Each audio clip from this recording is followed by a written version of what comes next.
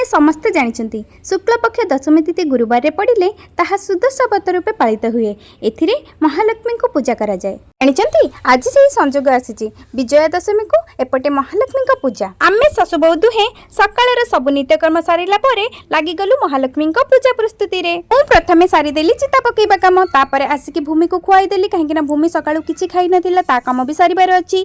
ताकू खुआई सारिबा परे मा कहिले 10टा अरुआ चाउल जोटा अक्षत माने भांगी नथिबो सेटा अलगा करि दे, तापरे आमे व्रत ताकू बांधिबा। आसु मांकर आदेश मिलिबा मात्रे मु लागि गली मो गामरे फटाफट बहुत गुड़ाए अरुआ चाउल भितरु मु बाछि देली मात्र 20टी अक्षत अरुआ चाउल।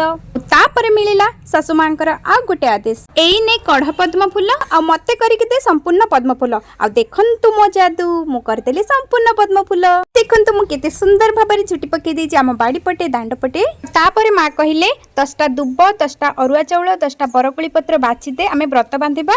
आ मु ता आगरु अरुआ चाउल बाछि देइतिली, एबे बाछि देउछि दुब्ब बरकोली पत्र को मु सब एकाठी कर देली। आ एपटे देखि पारथिबे मा केमिति श्रद्धार सहित मा लक्ष्मी कर पूजा करिसंती। एपटे भूमि आसी कहला मु भी मां को नम हेबी, दुई हाथ टेकी देकी कहूछि जय जगन्नाथ जय मां लक्ष्मी। मां लो एमिति तो आशीर्वाद सदा सर्वदा समस्तक ऊपर रही थाउ। मु एपटे बही को पढ़ी मां महालक्ष्मी कर सुदशा व्रत रे जो 10 गोटी गंठी दिया जाए से सब को पकई दउछि। आपण माने देखंतो प्रथम गंठीर नाम लक्ष्मी नारायणी, द्वितीय गंठीर नाम हेला कमलिनी, तृतीय गंठीर नाम श्री हरि प्रिया।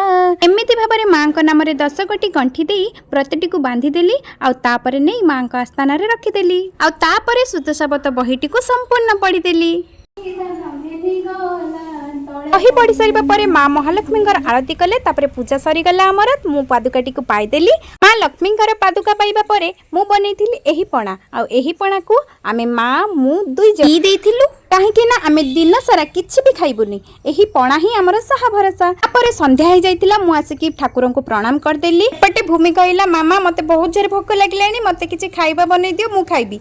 ता पई कोन करबी बोली भाबी मने पड़ी गला। ता पई मु आनिथिली ड्राई फ्रूट्स ओट्स। जम्मा बेरी न करी मु ता पई बनै देथिली ड्राई फ्रूट्स ओट्स। आ देखंतु किते सुंदर देखा जाउची। आ एटा भूमि को भलो लागिबो कि नै मु जानिनी, हेले जदी भलो लागिला तापाई निश्चय मु सब बेले एटा को करिक देबी। आ बने सारिबा परे मु ताको खाइबा को देली। पचारिली भूमि केमती लागुची, कहला मामा बहुत टेस्टी हेची। राती पई भूमि रो बाबा आ बापांक पई बनै देथिली खाइबा। आ तांको खाइबा बनै सारिबा परे आम पई बनै देथिली रुटी। आ आमे जेहेतु तरकारी किछि खाइबो नाही सेति पई आमे रुटी छेना मिठा कदली लगै खाइ देलु। जीरो ब्लॉग टी को एठी एंड करछु। पुणी देखाबा आसंता ब्लॉग रे। से पर्यंत रहउछु, बाय बाय।